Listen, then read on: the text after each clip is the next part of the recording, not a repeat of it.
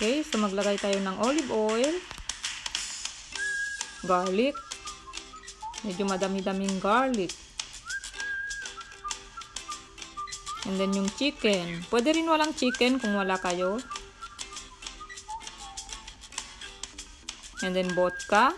Pwede rin wala kung wala kayong vodka. Salt. Garlic powder.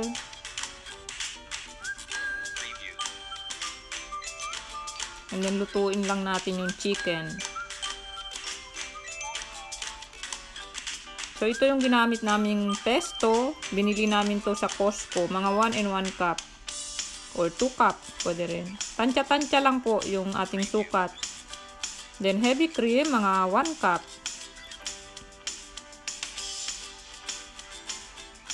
Ganito po dapat yung consistency ng ating sauce.